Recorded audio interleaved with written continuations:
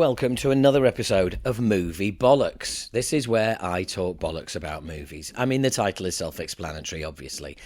I've got to apologise immediately. It's been a long time since we did one of these. Just been really busy. But what that does mean is you've got 21 movies and 16 TV series coming up in this episode. Now, you already know that because you've read the show notes, or maybe you don't. Maybe you listen to this on Spotify, YouTube, whatever.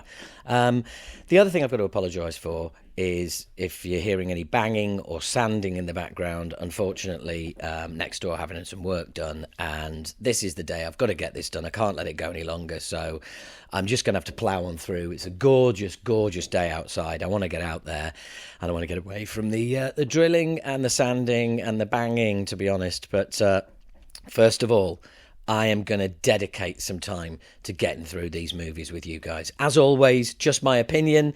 I'm not going to say that something is categorically good or categorically bad. It's just my opinion. You may agree, you may disagree. Let me know. Be interesting to see what you think. Anything out there that you like or don't like. So, let's get cracking. Let's get straight in with Love Lies Bleeding. Reclusive gym manager Lou falls hard for Jackie. This is a lesbian relationship. An ambitious bodybuilder headed through town to Vegas in pursuit of her dream, but their love ignites violence, pulling them deep into the web of Lou's criminal family. So, this is stars Anna Baryshnikov, Kirsten Stewart, Dave Franco. Great performances. It gets 6.6 out on IMDb. Now, I enjoyed this film. I know a lot of people are really loving it. I think, I don't know, there was just something about it. I enjoyed it while it was on. It was good. There's great performances. It's just that it's one of those films where it takes a surreal twist at one point. And it's the kind of movie where, not sure if you're familiar with this. I'm sure you are. You've been watching movies quite a while, just like me. And it's one of those movies where you're watching it and then towards the end, suddenly it goes surreal. And you think, oh, right, okay, where the fuck did this come from? And I think you either go with it or you don't. Now, I went with it and it was fine, but it just left me feeling a little bit like, right, okay. It's gritty, it's dirty, the bodybuilding and inevitable drug-taking scenes around that are pretty grim. And it's a sweaty, greasy, dirty movie. I do like Kristen Stewart. I think she's awesome. I mean, everyone's awesome in this. Dave Franco as well, but there's something about Kristen Stewart I really love. It is quite graphic in all senses, sexually, violent, drug taking. I mean, it sounds like the kind of thing I'd love, right? Yeah, I don't know. There was just something that it just didn't. It didn't not win me over. I just didn't love it. I liked it. It was good and all that, but that's all I've got to say about it. I can't really get too excited about it. So I'm going to move on. Okay, Love Lies Bleeding. Next up, a movie I can get excited about it. Blink Twice. Now, Blink Twice stars Naomi Ackie, Channing Tatum, and Ala Shawkat. There's all sorts of great performances going on in this.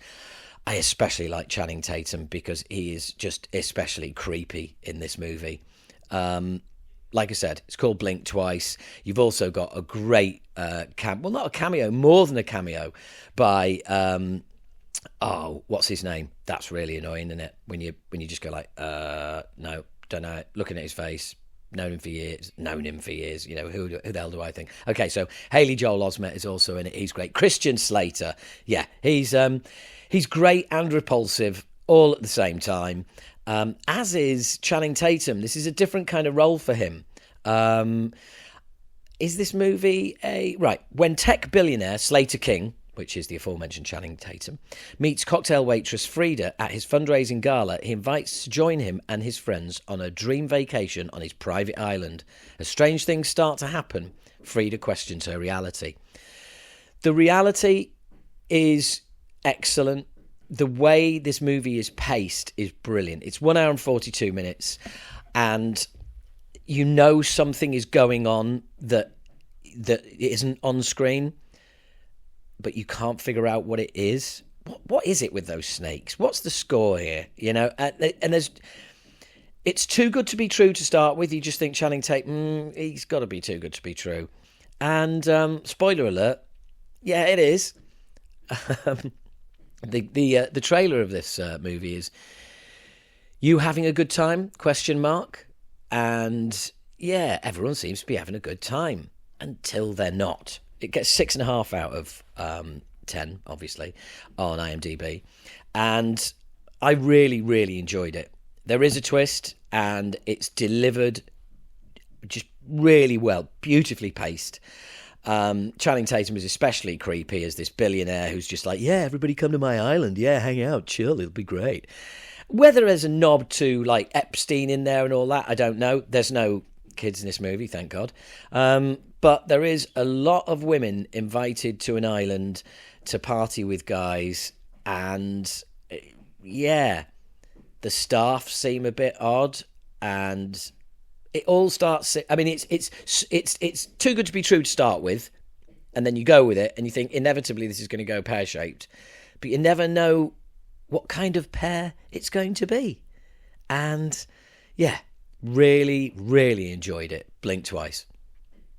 Next up is a movie many of you may have seen. It's called Heretic. It gets a 7 out of 10 on IMDb, and it stars Hugh Grant, Sophie Thatcher and Chloe East, both very good in it. 2 young religious women are drawn into a game of cat and mouse in the house of a strange man. I mean, not the greatest tagline you've ever seen, but Hugh Grant is wringing every ounce of just despicableness out of this role and out of this character. Now, you know, I have to admit, I will state up front, I am an atheist. And for the first half of this movie, I'm absolutely loving it, because clearly so is our lead character, Hugh Grant's character.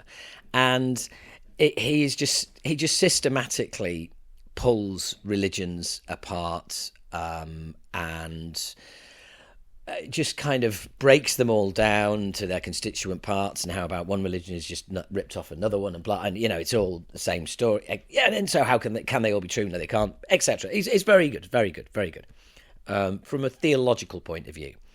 But what it boils down to is saying to these 2 girls who've come to sell their religion to him, there's 2 doors. You can't go out the door you came in, so you've got to go out of one of these doors, and one is belief and one is disbelief. Pick a door. And it's a psychological horror, it's a psychological thriller, and it does all of that. It thrills, it horrifies. It is a really interesting. It's kind of 2 movies for me, because the first half of the movie is not horrific in any way. It's menacing, because he's clearly not letting them out the door they came in, and like, why are you doing that?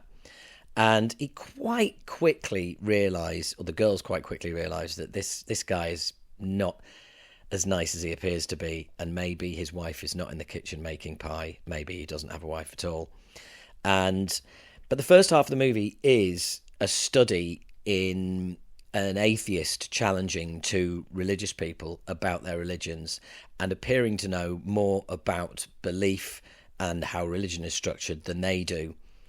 And that I found really, really interesting. It's a bit one way, and it's a bit of a, you know, it's not a fair fight, because he's obviously spent his life dedicated to this, whereas they are merely, you know, they're young, they're at the beginning of their journey on faith and selling Bibles, etc.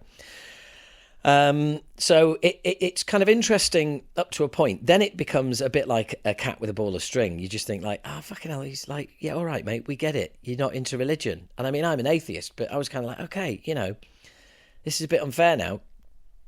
Get to the horror. And it does. And it delivers. I enjoyed it. I really did. I don't want to, you know, obviously I don't want to say much more than that.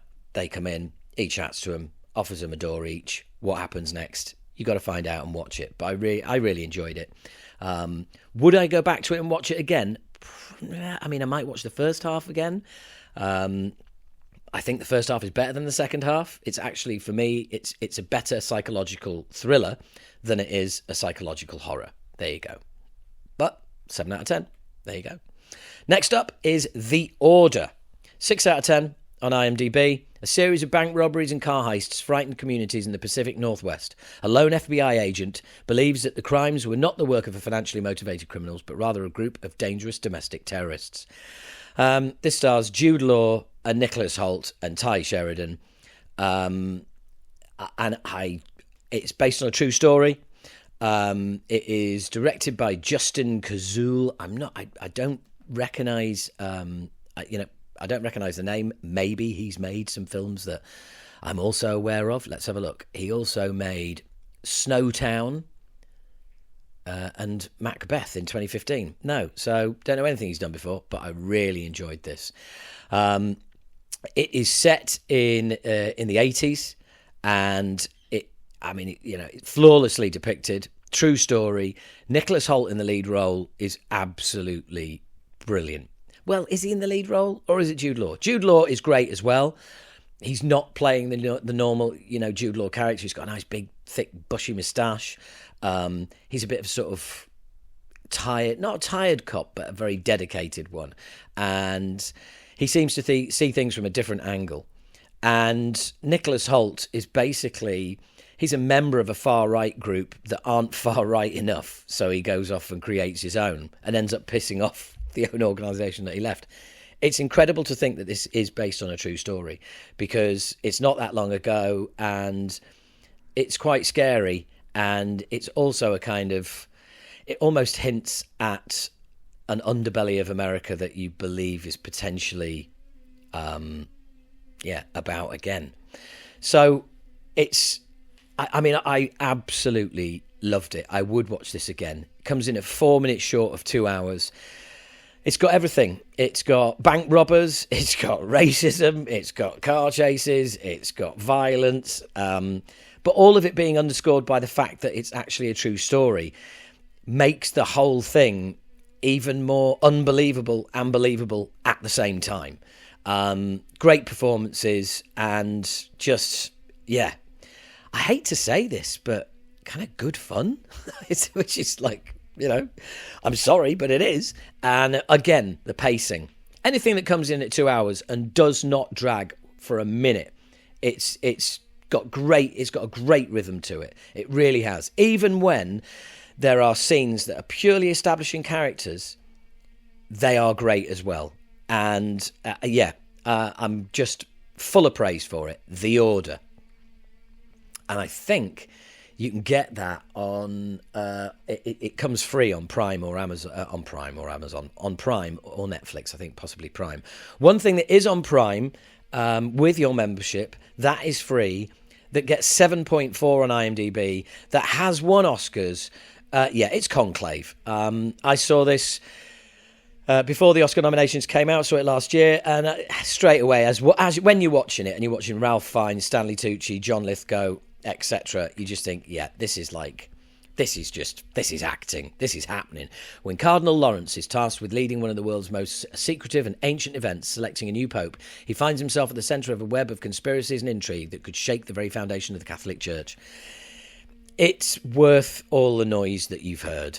It is 2 hours long. It is excellent. It's priests wandering around in a building, talking in rooms, but there is just so much intrigue and ceremony and just everything. I loved it. I mean, the fact that this was all just happened in real life as well, not long after the movie came out. Yeah, in case you didn't know, there's just been a new pope elected. Is it elected? Chosen? I don't know. Whatever. So anyway. I don't really know to go. Conclave. It's about it's about all that. It's full of great actors. It's nearly 2 hours long. It's brilliant, really enjoyable. But it's got to be that kind of movie for you. It's got to be, you've really got to sit down and just, this isn't I'm going to put it on pause and make a cup of tea or a cup of coffee or whatever. Or no, this is a put your phone on flight mode movie and just sink into it. Conclave. Really enjoyed it.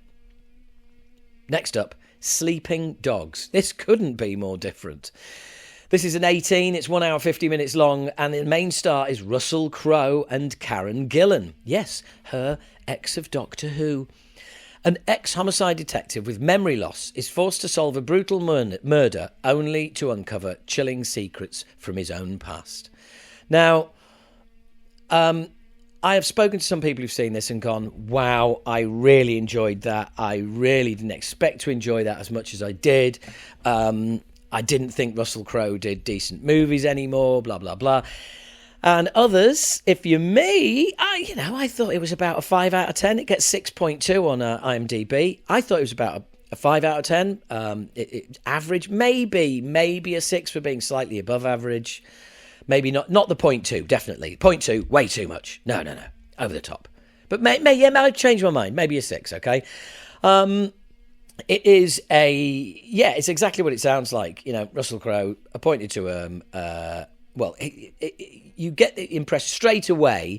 It's like not only has he got memory loss, but he's had an operation on his brain. Okay, so they've really gone with this is not a subtle movie.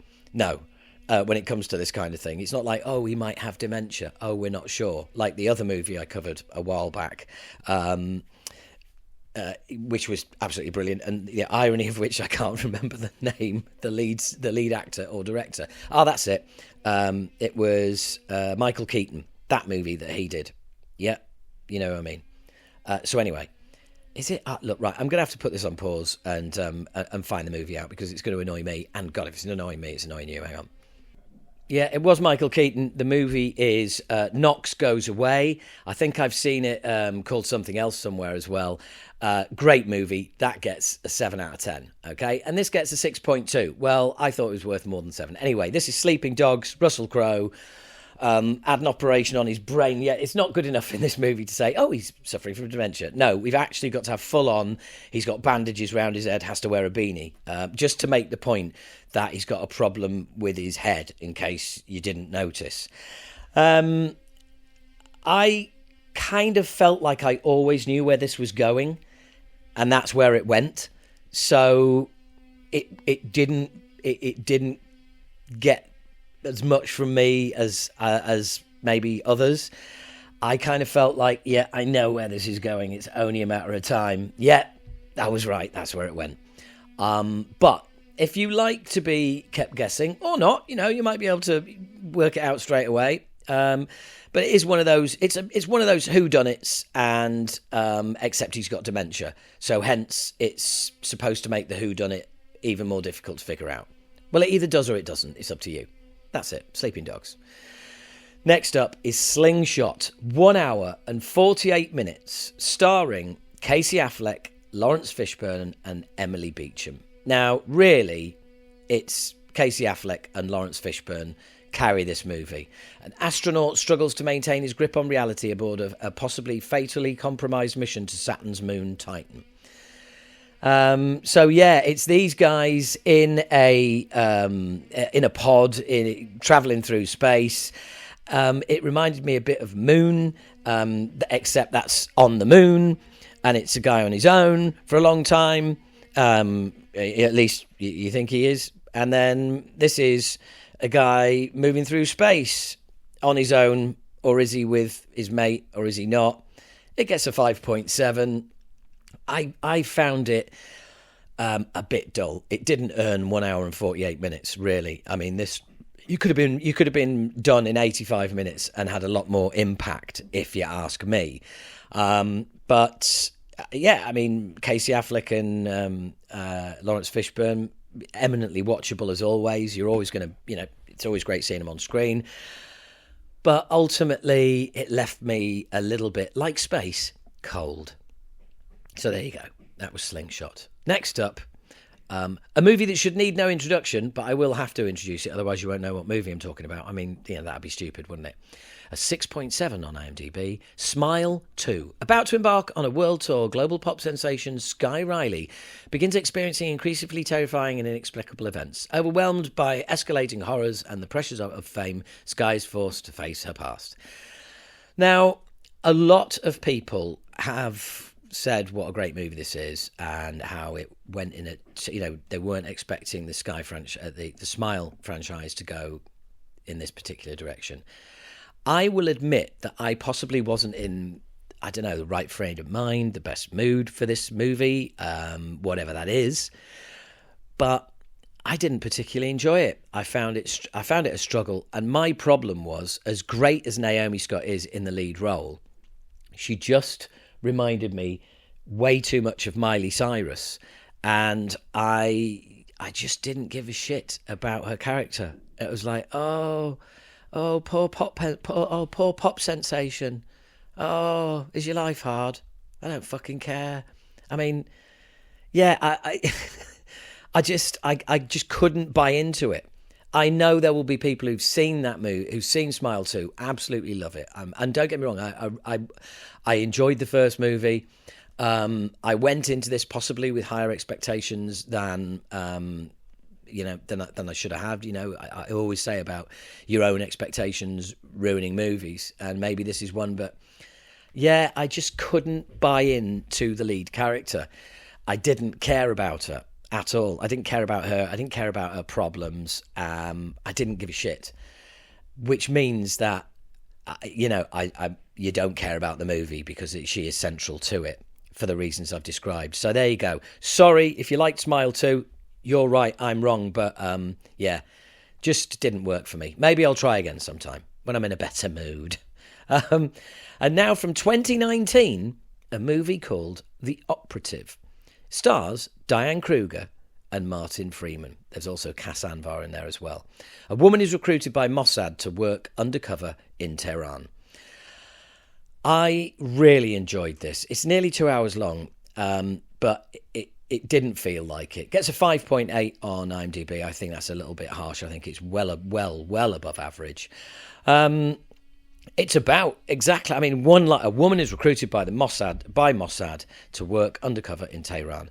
It's about how she's recruited, and then it quickly goes through to her not working for them anymore, not wanting to work for them anymore, and meeting her ex-handler to try and sort shit out. And you see the life she led, the relationships she built, what she's trying to walk away from, how she's trying to extricate herself from a situation that she no longer wants to be in.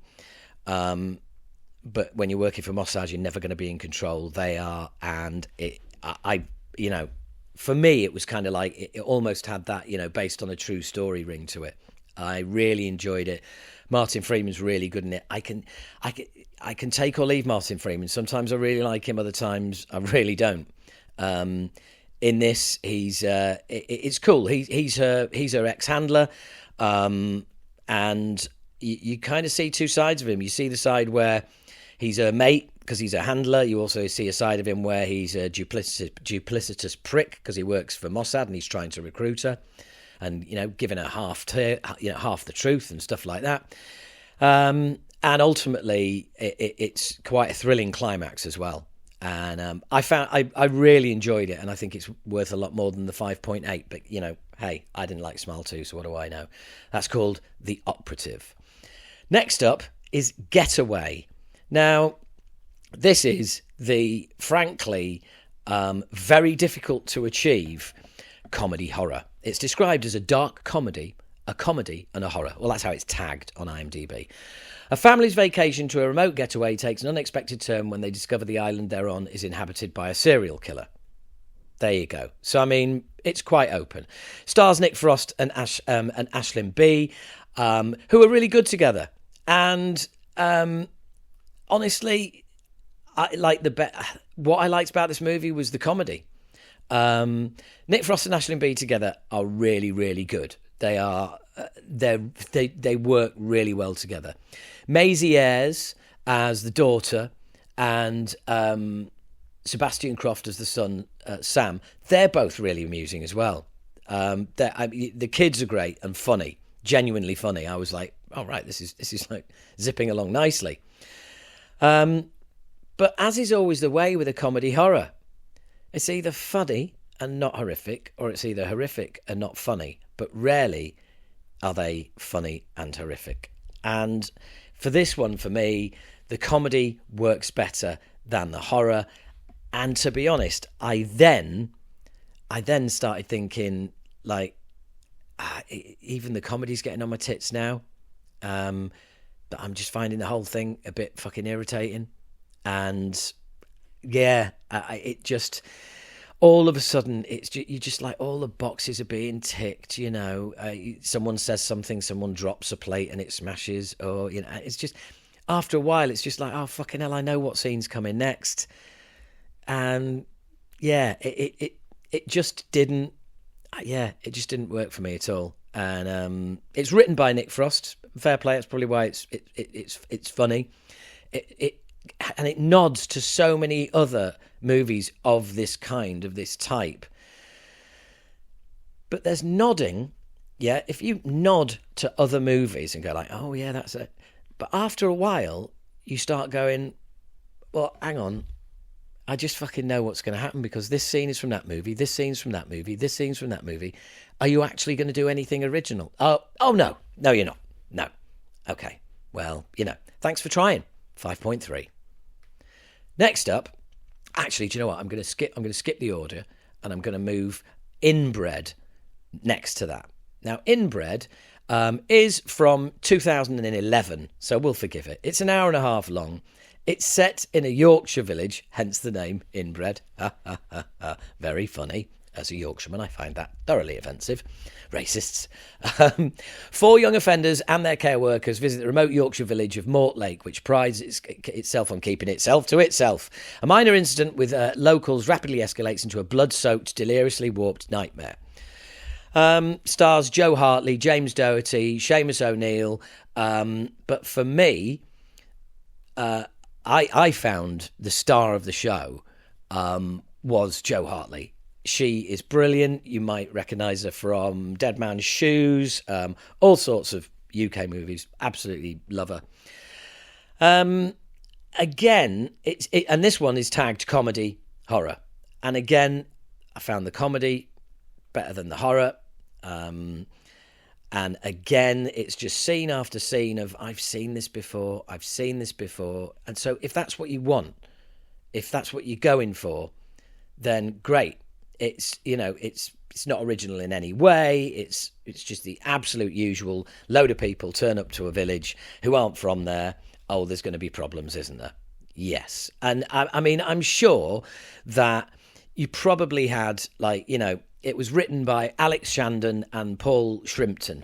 I mean, I'm guessing they went to a little village in Yorkshire at some point, and weren't made to feel welcome and went, fucking hell, this is like a horror film. And then decided to spend, you know, another weekend writing about the previous weekend, and this is what we got. I mean, I haven't got a clue, but there you go. Yeah, it's all right. But, you know, I actually made notes when watching this.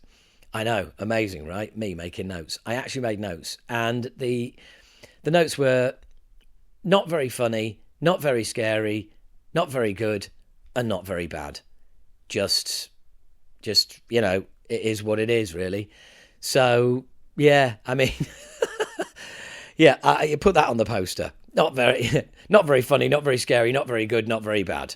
Yep, get that on the poster. Brilliant. So there you go. Inbred. Yeah, I've got round to it. Nah. Next up, I was looking forward to this. I was really looking forward to this. Den of Thieves, Pantera. I really enjoyed Den of Thieves, okay? It's stars Gerard Butler, O'Shea Jackson Jr., Evan Ahmad, again, he was in a previous movie. Director is Christian Gudgast. The first movie was, like, the first Den of Thieves is like a tribute to Heat. Basically, you've got Gerard Butler as a cop who specialises in taking down people who do heists. And so, yeah, he's that dude. Now, in this movie, he thinks he gets wind of the same gang who pulled off the last heist that they sort of got away with but didn't. I can't quite remember. But anyway, this is another, you know, he thinks he's onto something. But he's no longer a cop, or is he? So anyway, he tracks them down and says, look, I'm not a cop anymore. I want in on this job. And I can help you because I used to be a cop. And they're like, yeah, whatever. I bet you're still a cop. I'm not a cop. Bet you are. I'm not. Bet you are. I'm not. Well, prove it to us. Well, I'll do this. Whoa, he's not a cop anymore. Whoa. Or is he? We don't know. We don't know. It gets a 6.3 out on IMDb. And it says, Big Nick is back on the hunt in Europe and closing in on Donnie, who is enrolled in the treacherous world of diamond thieves and the infamous Panther Mafia, as they plot a massive heist of the world's largest diamond exchange. So it's gone a bit fucking Ocean's 11. It's gone a bit, James Bond from the old, the previous movie, which was just cops and robbers on the streets. This has gone a bit kind of like, oh, let's take it up a notch. For me, it doesn't benefit from that. For me, it gets 6.3. I'd give it just over a 5. I thought it was average, but again, I really enjoyed Den of Thieves. So maybe I came to this with raised expectations. My problem with this is that, like a movie I mentioned earlier, I kind of felt I knew where this was going all along. No matter what I'm being told on screen, I kind of think, and I'm thinking someone else here. Yeah. And so it's one of them. Whether you can just sit back, relax, and enjoy it, that's up to you. I mean, it's really well made. I like Gerard Butler. I think he's an engaging screen presence. Notice I didn't say great actor, an engaging screen presence. And it's watchable. It's one of those. It's got plenty of action in it. If that's what you're after, if you're after an action movie, then O'Shea Jackson Jr. is also really good in this. I like him a lot. So yeah, I mean, can I think of a better way of spending nearly 2.5 hours? Probably. But if, go for it. They've spent a lot of money on this movie and it is all on screen. I'm getting a little tired of watching stuff and thinking, yeah, that's not there. That's CGI. That's not there. That's not there. They're not in that country. No, that's not. Yeah. Whereas in this movie, you never think that for a minute. You are there, and I'm going to get onto a movie that does exactly the opposite of that coming up very soon. It's real, look, it's an enjoyable action movie, but it's a bit too long, and I didn't really believe it.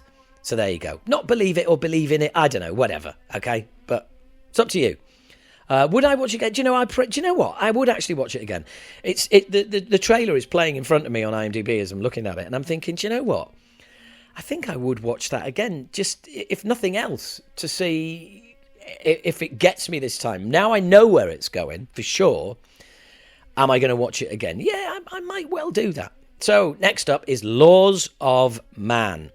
Now, Laws of Man stars Dermot Mulroney, Harvey Keitel and Keith Carradine. Well, there are 3 reasons as to why I'm watching it, okay? I just thought, wow, that's interesting. At the dawn of the Cold War, 2 US Marshals pursue a wanted murderer in the deserts of Nevada. And they're both wearing suits and ties, white shirts. It looks a bit Reservoir Dogsy. And it kind of is for quite a while. It's 2 cops on the trail.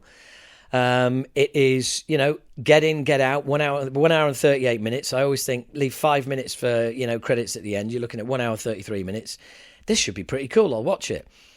So I did. And all the time, it's one of those movies where you're just thinking like, okay, yeah, I get it. This is pretty good. But, where's it going? There's something, what's going on here? And then you get to that bit. And I personally went, oh, fuck off. Really? Oh, this is a bit silly. Now, it gets 5.6 on IMDb. I'd give it a straight 5. It's average. It's 90 minutes, 60 minutes of which you're going, okay, it's not blowing me away, but I'd like to see where this is going. Then you find out where it's going and go, fuck off for half an hour. So... yeah, I mean, I've said everything there is to say about it. They go, hunting down this murderer who's supposedly started a cult. They're going to get him. Are they, or are they not? Is it really about him? Is it a cult, or is it totally cool?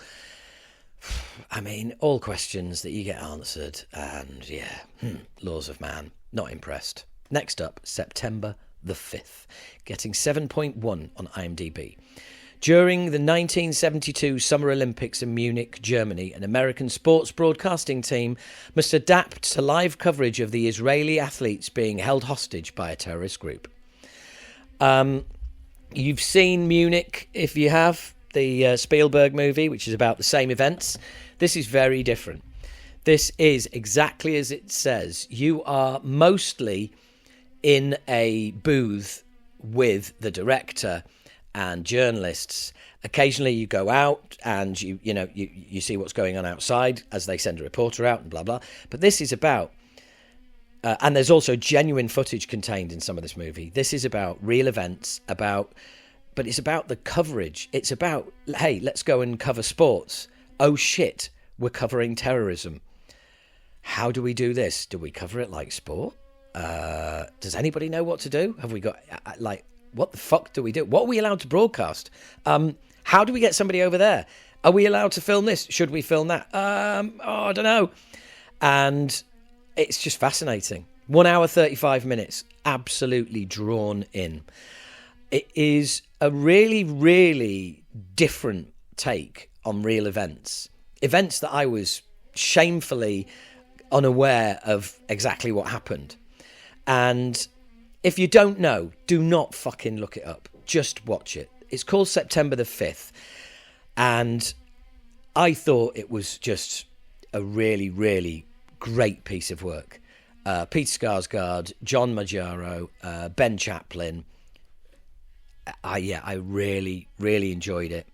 And it's, this really happened. And this is how one small group of people ended up broadcasting to the entire world, and about what a great job they did, and in some cases what horrific mistakes they made, all sorts. It and mixed in with some real footage of the events. That's fucking horror for you. I mean, that is horror for you. It's tagged as docudrama, period drama, tragedy, drama, history, thriller. Yeah, it's, I enjoyed it. Next up, a movie that has been out since 2019. It's a Netflix movie. It's called The Highwaymen. It's 2 hours and 12 minutes long. The untold true story of the legendary detectives who brought down Bonnie and Clyde. And a lot of people have said this movie is too slow, that it doesn't move fast enough. Well, it stars Kevin Costner and Woody Harrelson and Kathy Bates, but you spend most of your time in the company of Kevin Costner and Woody Harrelson. And I'll come clean, right? Which is an ironic phrase, because I had norovirus and I was recovering from norovirus, watching this one afternoon, and I just wanted to put something on that I could just lose myself in, and not something that was going to demand too much of me. Basically, not a fucking action movie. I just wanted something that was going to engage me. And boy, did it do that. Now, again, as I say, whatever you bring to a film, you bring it. The film isn't necessarily responsible for that. And what I brought to this movie was I really want to see something that just unfolds. And that's exactly what it did. The beats in this movie, the pace, for me, was exactly what I wanted at the time. Now, if I were to watch it again, would it be a bit slow? I don't know. I think I would just get sucked in again. Because it's a legendary story. And you really don't see much of Bonnie and Clyde in this movie. It really is about the story of these two cops. And about how basically Bonnie and Clyde were a couple of fucking mass murderers. And the public seemed to love them. I mean, it's bizarre. But I thoroughly enjoyed this. I really, really did. I thought it was just, fantastic. And I would definitely watch it again. The Highwaymen on Netflix now. Now, I can't remember if this is on Netflix or Prime. No, it's on Prime. It's called Sisu. Now, it's the kind of movie that you get word of mouth on. People go, have you seen it yet? You want to watch it. Sisu is spelt S-I-S-U. When an ex-soldier who discovers gold in Lapland wilderness tries to take the loot into the city, German soldiers led by a brutal SS officer battle him. Now, for some reason, I thought this movie would not be in English because it was set in Lapland. It is set in English. It is directed by Jalmari Helander. Now, I don't know anything about him, and I don't know anything about any of the actors. Jorma Tumila, Axel Henny, Jack Doolan. The director, I'm looking at anything else that he's done, known for Rare Exports of Christmas Tale, Big Game. No, don't know any of his movies, but do you know what? Sisu, people were right to recommend this. I absolutely loved it. 1 hour and 30 minutes. You know what a big fan I am of a 90-minute movie. When an ex-soldier I've just told you that. It's called an action epic. One-person army action war. Yeah. He has just discovered gold after living like a fucking hermit all this time. And then the bloody Nazis turn up. Now, the Nazis are on a crash and burn exercise. It's towards the end of the war. They're withdrawing, but they're destroying everything in their path as they withdraw. And this one guy, he's not having it. Like, and he's trying to get his gold to the bank, and nothing is going to stand in his way. Given the fact that he's up against Nazis, I mean, it's a one-man fucking wrecking ball. I mean, put it this way, the other thing it says on this movie is, awards, 10 nominations in total, 10 wins. Right. So, Prime, Sisu, one man, bag of gold, killing Nazis. That's all you need to know. Next up is The Monkey. Yes, it's a Stephen King. Is it? Is it original Stephen King? From a Stephen King? Not sure. When twin brothers Bill and Hal find their father's old monkey toy in the attic, a series of gruesome deaths start. The siblings decide to throw the toy away and move on with their lives, growing apart over the years. Well, guess what? You know what's going to fucking happen, don't you? Yeah, the monkey comes back.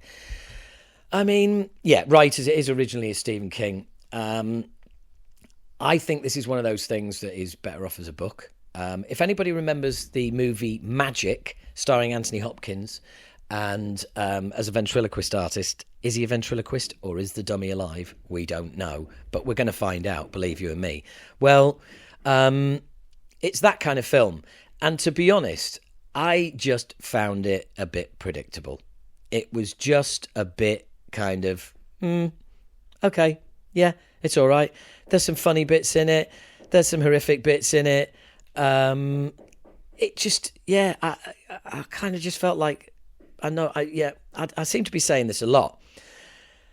There's no surprises. I knew where it was going. And yeah, you know, I mean, it's right there in the trailer. The siblings decide to throw the toy away and move on with their lives, growing apart over the years. And guess what? You know, they have to come back together after years because, oh, fucking hell, this fucking monkey, it's a haunted toy, whatever it is, fucking demon toy, whatever. Yeah, it comes back. It's got magical powers. I don't know. Maybe I'm cynical. But 6 out of 10, yeah, I'd give it 5. Average. 6, above average. Not for me. Not for me. For me, bang average. And that monkey bangs the drum and it's bang average. The end. Now, 5 out of 10 is average. 5 out of 7 is what Havoc gets. The new Netflix movie starring Tom Hardy, Jessie May Lee, Justin Cornwell, and, yeah, bearing in mind I've already said Tom Hardy, also stars Jim Caesar and Timothy, most importantly, Timothy Olyphant. Timothy Olyphant, one of my favourites, Justified, also Deadwood, etc. Love him, great actor. So, Tom Hardy's in it. Timothy Olyphant's in it. It's an action movie. It's 1 hour 47. it's directed by Gareth Evans. Now, Gareth Evans, I've had a bit of an on-off relationship with him. His very first movie, Monsters, really fucking pissed me off. But anyway, the tagline is, after a drug deal gone wrong, a bruised detective must fight his way through the criminal underworld to rescue a politician's estranged son, unravelling a deep web of corruption and conspiracy that ensnares his entire city. As soon as this movie started, I had a problem. It starts with a car chase, right? Now, the thing is that you pretty quickly pick up on the fact that this is not a real car chase, that there is a shed load of CGI in this, that this is almost completely, this is a bit of live action, but mostly computer-generated action. The problem when you do that with a car chase is, for me, you remove all jeopardy from it, and it becomes a computer game. You're watching a driving game. You're watching somebody playing a driving game. It was, and so straight away I was thrown. I was like, well, is this supposed to be gritty and like in your face? And it was almost like they were doing some sort of Sin City thing, some stylized, except in colour, some sort of stylized look to the movie. It was just annoying. And it straight away, it was kind of like it put up a barrier between me and the movie, because it's like, well, what's real and what isn't?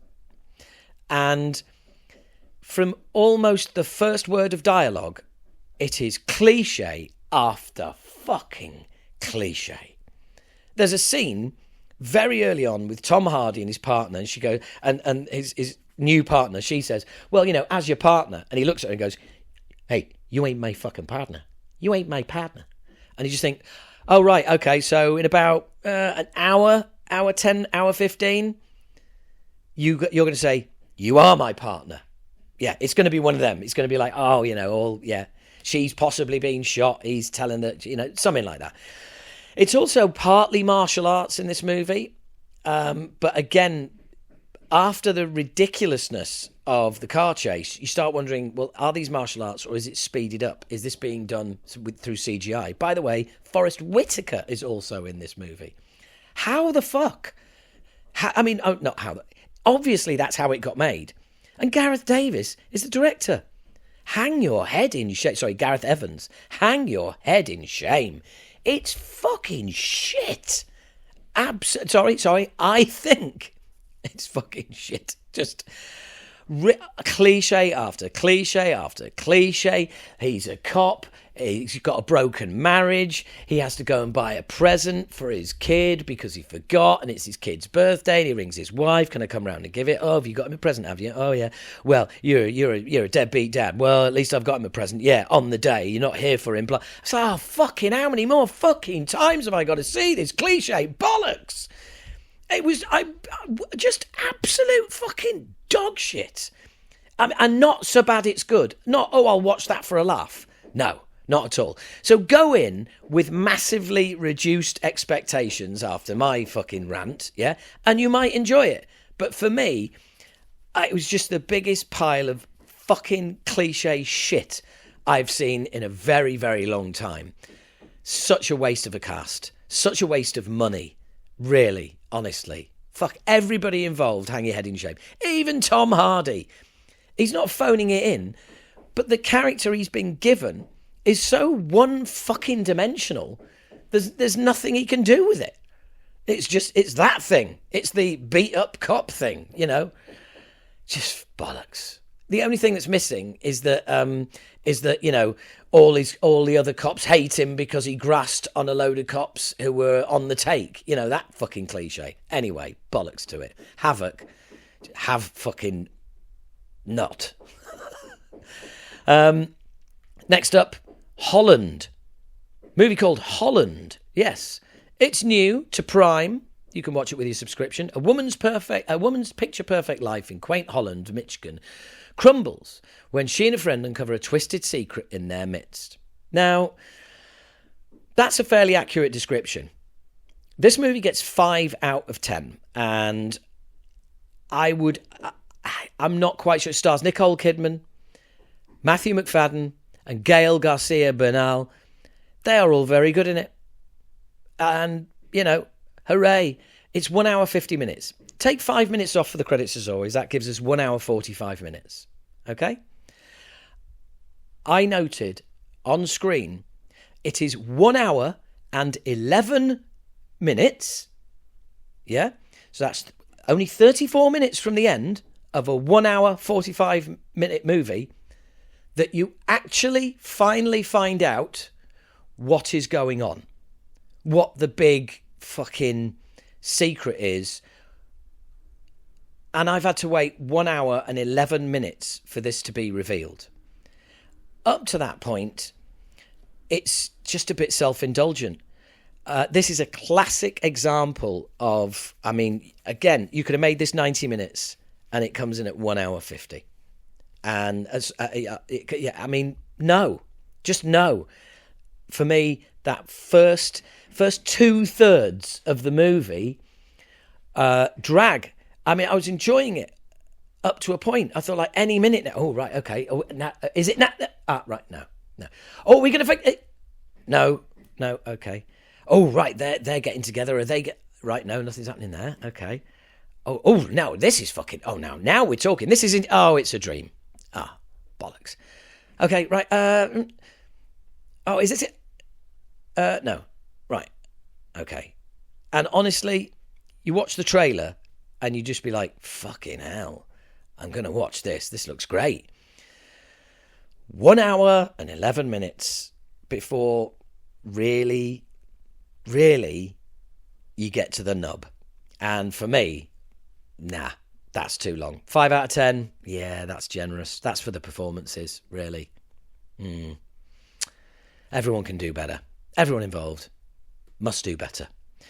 Now, I'm going to finish with not a movie, but a stand-up special that if you are in the UK, you can watch for free on YouTube. I know, amazing, right? It's the latest stand-up special from the brilliant Bill Burr, and it's called The Drop Dead Years. Quite simply put, Bill is a comedian who just seems to be getting better and better and never losing his edge, despite it would appear that he is learning more and more about himself and becoming an easier and easier person to be around, but he is still able to deliver just brilliant comedy. An hour and 9 minutes. I really, really enjoyed this. I'm a Bill Burr fan. In what might be his most personal and introspective 1 hour special yet, comedian Bill Burr offers hilarious takes on everything from male sadness to dating advice. I mean, the dating advice is absolutely fucking minimal. That's about a minute section. If you like Bill Burr, you'll love it. If you don't like Bill Burr, give it a try, because there's something about watching a comedian where, you know, a lot of the time you think, fucking hell, he's really opinionated and thinks he has all the answers. And just as you're thinking that, he will twist it and come back at you with how he doesn't have any of the answers. And this is what he's been doing because he hasn't got any answers. And I've just got to play you this little clip. My buddy dies. I show up to the funeral. Open casket. I don't get it. It's like, you told me he was dead. I believed you. I mean, I love that gag. I love that gag. I've never got open casket, so there you go. Really worth a watch for free on YouTube, for fuck's sake. What more do you want? 7.3? Hey, the guy's funny. So, that concludes the movies. That concludes our little run through the movies. Just short of an hour. If you've managed to hang in there and listen to this all the way through, well done. I've done it all the way through without a break and without too much interruption from the banging, the chiselling and the sanding. So why don't we go off, get ourselves a coffee, come back and we'll do the TV series.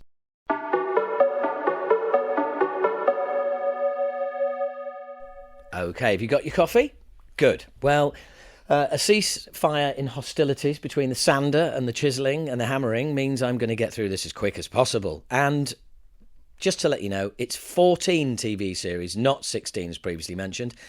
I've cut a couple out because it would be unfair to review them because I didn't watch the whole thing. So anyway, first up, from 2024, earlier in the year, the ITV series, 4 episodes, Until I Kill You. Gets 7.4 on IMDb.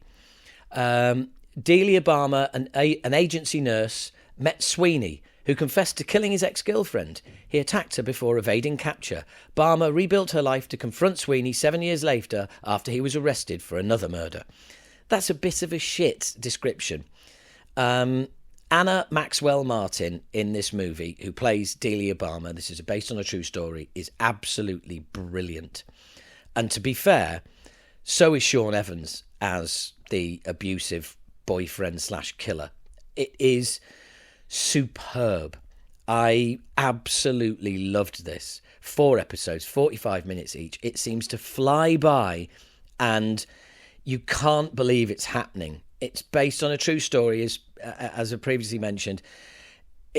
I can't believe I didn't know this story. I have to say that it is one of the most moving, terrifying things I've seen in a long time. It's free to watch in the UK. Get yourself a VPN if you're not in the UK and say that you are in the UK. It's on ITVX, ITV Player, whatever it's called, Until I Kill You. The things this woman went through is quite unbelievable. And at the end of the TV series, it shows a picture of the real Delia and tells you what she's doing now. And it is absolutely incredible. And I've got to be honest, it moved me to tears to see her at the end after watching what she'd been through. I mean, you just think, fuck me, my life's a picnic. It really is. Incredible. Absolutely brilliant. Until I Kill You. Next up, something that really surprised me. This gets an 8.2 on IMDb, and it's simply called Senna. A miniseries based on the life of Ayrton Senna da Silva, the Brazilian racing icon who won the Formula One World Drivers' Championship 3 times. But he was so more than that. He really was. Now, Gabriel Leone, who plays Senna, is brilliant. He looks a bit like him. The racing scenes are brilliantly done. He spent a lot of his earlier career in England. I didn't know this. All of the scenes that are filmed in England or America, everybody's speaking English. The minute it goes back to Brazil, they're speaking Portuguese and it's subtitled.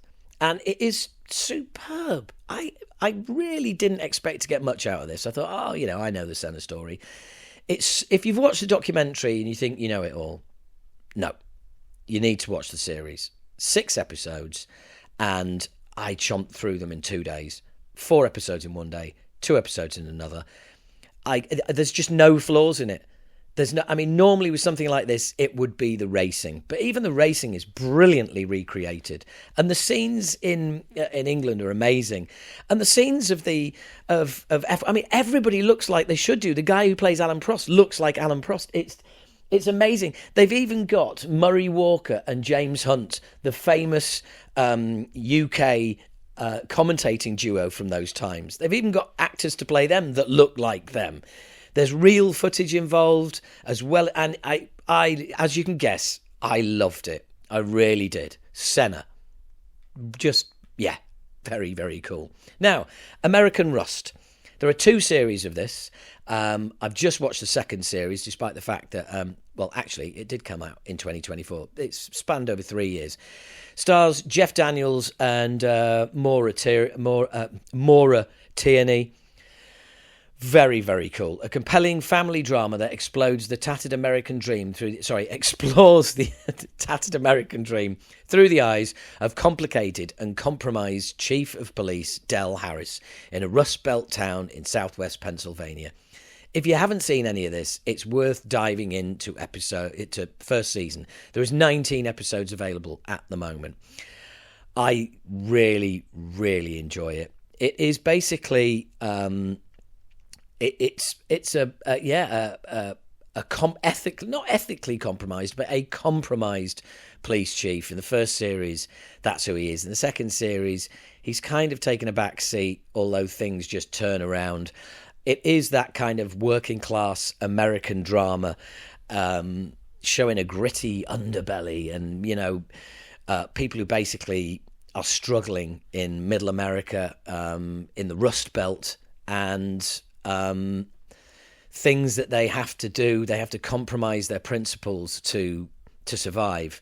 And in some cases, police chief has just got to that point in life where he really wants a girlfriend. He's finally met somebody. Her son gets in trouble. He helps out. That means, that means maybe not breaking some laws, but certainly ignoring some, bending some.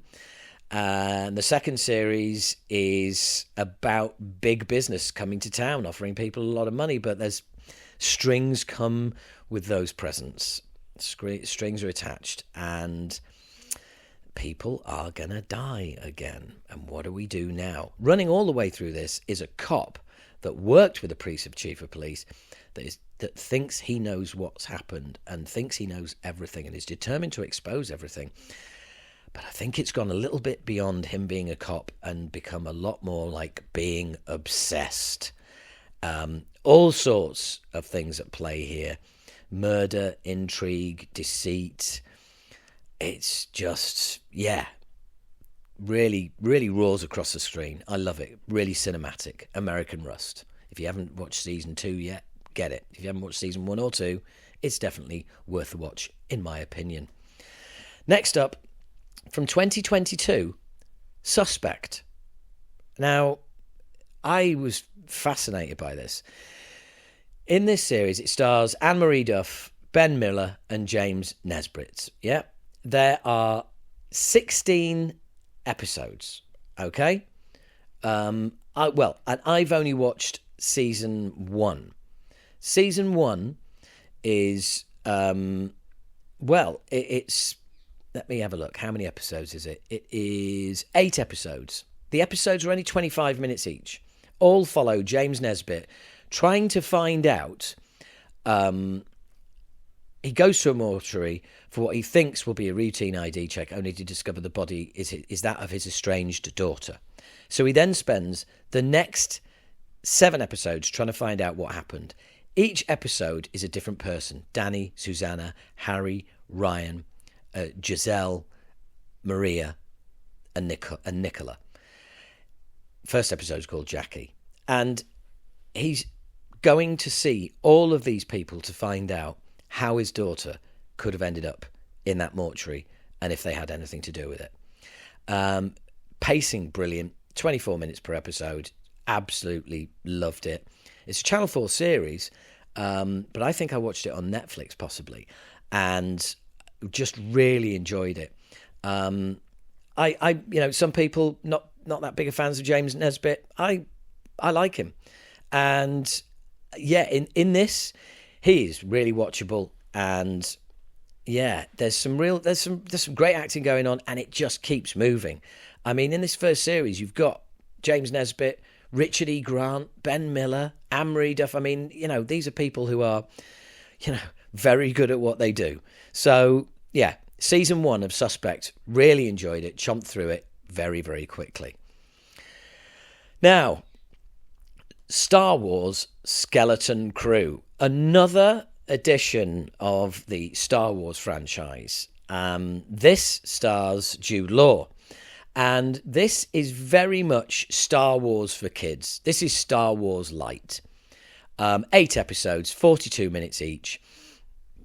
It's mainly about kids.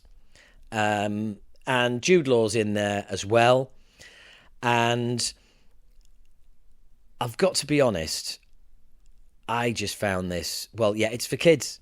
Now, I don't think you need to dumb Star Wars down and make it's like Star Wars meets the Goonies. That's not a conclusion I've come to. That is something I've read elsewhere. Sorry, just needed a little sip of coffee there. And since when did you need to make all the stars of a Star Wars film or franchise kids to engage kids? Now, I'm not saying that's what it's meant to do. It just means the whole thing's a bit light. It also means that because it's children, it lacks jeopardy. Because and I know I keep mentioning the J word, but it's important. And because they're children, spoiler alert, none of these kids are gonna fucking die. None of them are going to get maimed. None of them are going to be in a nasty accident. None of them are going to get shot. So when there is a switcheroo by a certain character who turns out to be evil, it's like, well, okay, I didn't see that coming, but also I don't really believe in it, and what does it matter? So it looks like Star Wars, it smells like Star Wars, it sounds like Star Wars. There are some cool Star Wars things in it. Is it Star Wars? No. It's Disney Wars. And I got right to the end and didn't really enjoy it. So well done, Disney. You've made me not enjoy Star Wars. That's a fucking achievement. Next up, on Amazon, 7.5 on IMDb. Program's called On Call. Okay? There are 8 episodes. These episodes are only 30 minutes long at the most. They usually come in under that. It follows a pair of police officers on patrol as they respond to a new radio call, arriving on the scene to resolve incidents. Stars Triona Bolacero and Brandon Laracent, and they're both great in it. You travel around in their car. There is lots of body cam footage. And one of the creators is Elliot Wolf. Now, Elliot Wolf, clearly relative of Dick Wolf. If Dick Wolf is mentioned at all on a cop procedural program, then you want to watch it, because he is the guy that is behind Law and Order, the very original Law and Order TV series. And I really, really enjoyed On Call. It reminded me of I think an old cop show called Southlands, I think it's called. I'm going to have to look that up. But well, do you know what? I'm not. I think it's called that. Hardly anybody watched it anyway, but I really enjoyed it. It's gritty. It is in your face. If you enjoy procedural cop stuff, well, it's not procedural. It's like you're in the car all the time responding to calls. Watch episode 1 and that should hook you in. If it's not your thing and you didn't enjoy episode 1, you're done with it. But it's less than half an hour. And I really enjoyed it. You know, you're riding around in the car, you're in, you're out, but yeah, it's tough, and it's cool. Really enjoyed it. Next up, my favourite TV series of recent times, and series 2 came out this year, and it is 52 minutes per episode. It is, let's have a look, 6 episodes in season 2. It's SAS Rogue Heroes. SAS Rogue Heroes charts the creation of the famed Special Forces unit based on the book by Ben McIntyre. Well, this is season 2. This is Peaky Blinders meets the very first incarnation of a SAS. Now, this takes a different route to the first series. The main star of this is Jack O'Connell in this series. And he is absolutely brilliant as Paddy Mayne. He is now in charge because the original man in charge, who is David Sterling, is in prison. Elsewhere, we do occasionally see him, but this really is... This is all about Paddy Mayne. This is all about Jack O'Connell, who is absolutely brilliant in every single fucking scene. If you've seen season 1... you know what to expect. It's more of the same. Absolutely brilliant. No expense spared. No fucking CGI involved here. It's brutal. It's funny. It's engaging. It's fascinating. It's a true story. Yeah. SAS Rogue Heroes Season 2 lived up to the promise of Season 1, which was my favourite series. This is my favourite series of this year so far. Just absolutely love it. 8.2 on IMDb. What's not to love? Get stuck in. Next up, a series that's been running since 2022, but I only caught up with it when season 3 came out, and it's called From. You can get this on Prime or on Now. It's unravel the mystery of a city in the middle of the USA that imprisons everyone who enters. As the residents struggle to maintain a sense of normality and seek a way out, they must also survive the threats of the surrounding forest. Now, the thing about this is that, as with all of these kind of concept series, season 1 really enjoyed it, and there's a bit of a not a mind fuck, but there's a really cool ending. Season 2, you can't wait to see where season 1, where it picks up from season 1. By it gets to season 3, as always, these things are starting to fucking wear on you. It's like, for fuck's sake. Characters who previously you thought were really cool and really well played now start getting on your fucking nerves, right?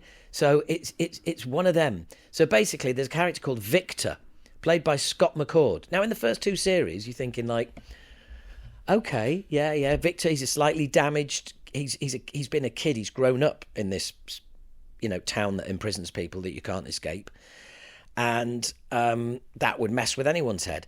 By season 3, where he's going, oh no, I can't be here, no, oh, get away. You just think, oh, will you fuck off now? Jesus fucking Christ, you're just annoying. What is the point of you? And season 3, you just feel like, are we actually going anywhere here? No, of course we're not, because everyone's imprisoned in this fucking town. So, where are we fucking going? So, I mean, look, season 1, season 2, really enjoyed.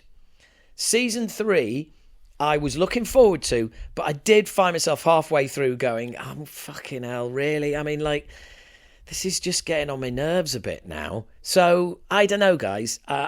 Season 1 and season 2, I really enjoyed. Season 3, it just started being, it just, are you still going? But it gets 7.8 out on IMDb, and I'm sure there's people out there who think season 3 is absolutely fucking amazing. In fact, let's have a look at the episode guide on IMDb, and let's go season 3. Oh my god! Right, so season 3, episode 1. Yeah, you see, it's getting 8.3 out of 10. So, and even episode 7. Oh no, sorry, that's of season 1. Yeah, so season 3, episode 1, 8 out of 10. So people are digging it. People are loving it. For me, let's have a look. Episode 1, 8.3, then it goes 7.9, 7.9, 8.2, 7.2, 6.6, episode 6, 5.7, episode 7. Picks up a bit with the last few episodes. Episode 8, 6.8. Episode 9, 6.6. So yes, I agree. It would appear, going by these averages, that people are maybe a little bit like me. It starts strongly and then you just start fading away. The last episode gets a really high score. For me, I felt like it was a desperate attempt to keep you engaged to try and set up season 4. So, yeah, check it out. See what you think. I'd be interested to know. I really enjoyed season 1 and 2. Next up, almost needs no introduction, but it does, otherwise you don't know what I'm talking about. Yellowstone, of course. 53 episodes, usually about an hour or 45 minutes to an hour long. Yellowstone is worth the hype. It gets an 8.6 on IMDb.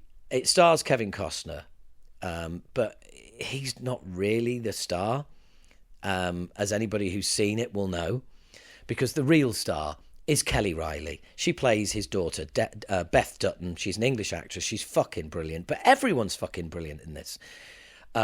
Wes Bentley, Kelly Riley, Luke Grimes, Kevin Costner.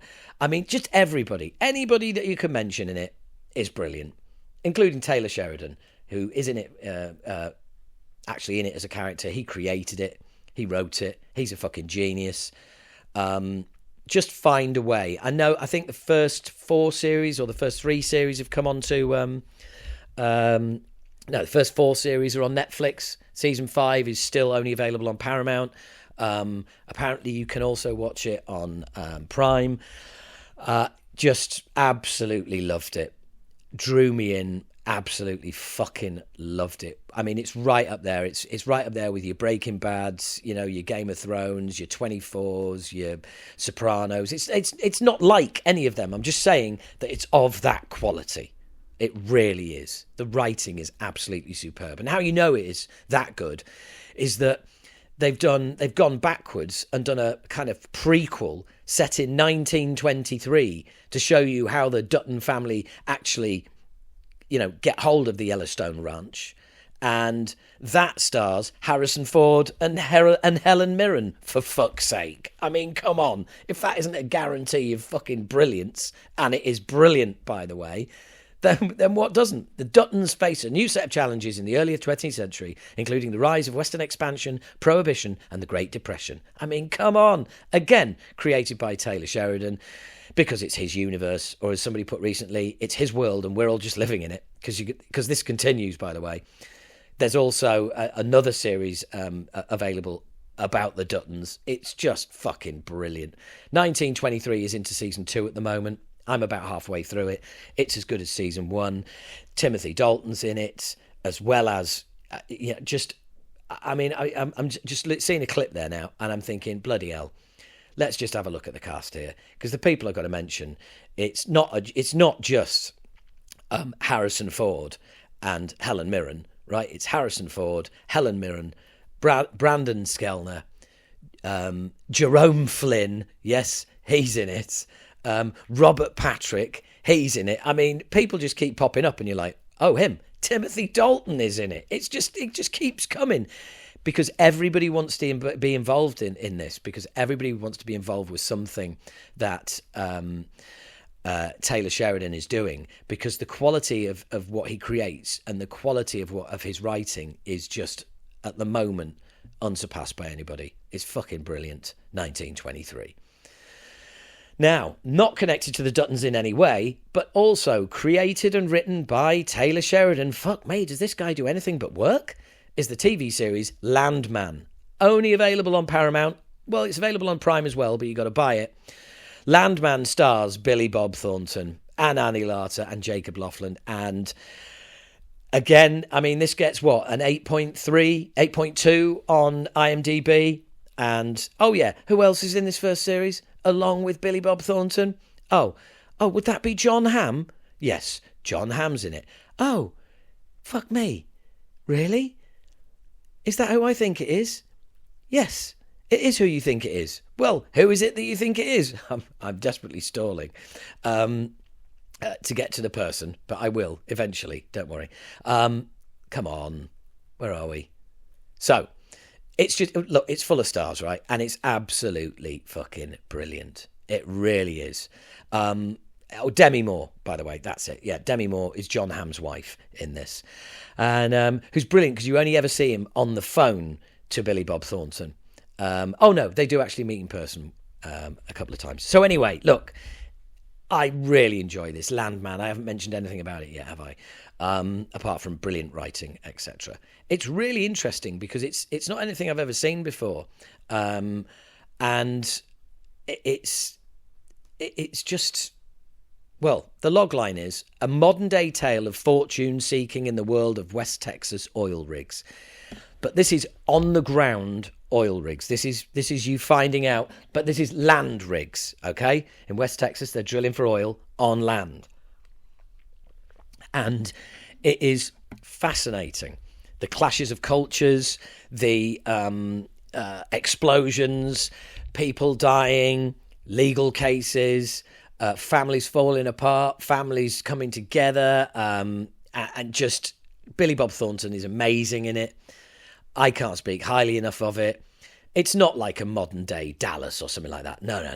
It's not as cheap as that. It is just, yeah, it's awesome. Landman, definitely worth checking out. John Hamm, Demi Moore, Billy Bob Thornton. What more do you want? Next up, Season 3 of Gangs of London. Season 1 and 2, yes, I'm on board. Season 3... it's done it again, hasn't it? It's another Season 3. Oh dear, one season too many. And this is why Ricky Gervais, love him or loathe him, whenever he did a series, whether it was The Office or whether it was Extras, golden rule. 2 series, a couple of Christmas specials, and out. Because a third series, everything is like, first series, you're introduced to everybody, fucking hell, this is great.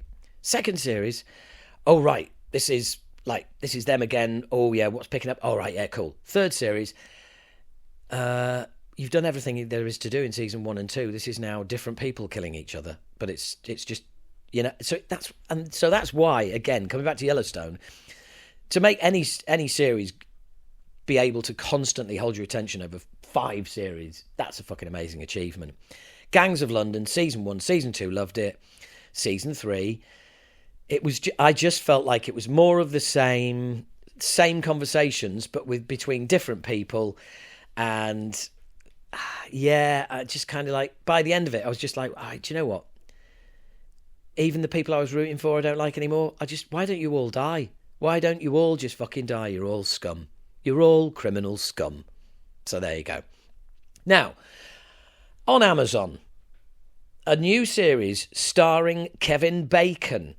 You may know him from such adverts as, hey, the best telephone network for internet in the UK is EE. Yeah, well, so it's basically nice to see Kevin in something that isn't an advert. Other than that, you want to know anything more about Bondsman that's on Prime? Well, if you sign up at patreon.com/Howard H. Smith, there's a link in the description, then you will be able to access a certain thing called A Year in Bollocks. That is where the podcasts Talking Bollocks and A Year in Horror come together, and Paul and I discuss things, usually horror related, be it a TV series, movies, you name it. And we went through The Bondsman in quite great detail. So that's where you need to go if you want to find out about The Bondsman. So now, finally, on Netflix, Woman of the Dead. 2 series. And strangely, I saw a trailer for season 2 and thought, oh, that looks good. And then went into it and went, oh, that's season 2, is it? Oh, I'll watch season 1 then. Really enjoyed it. It's an Austrian program, so it's all subtitles. In a vengeful quest to find out who killed her husband, a woman ends up exposing a small community's deepest and ugliest secrets. I really enjoyed this. It reminded me quite a lot of the sort of, girl who kicked the hornet's nest, and all that, I've kind of hung you out to dry there, haven't I? But I mean, Stig Larsson, that kind of stuff. The main actor in this is Anna Marie Moore. I don't know how to pronounce her name. M-U with an umlaut over it, H-E. And they're brilliant. She is absolutely brilliant. She plays Bloom, who is a woman of the dead. She's a mortician. Occasionally, the bodies speak to her.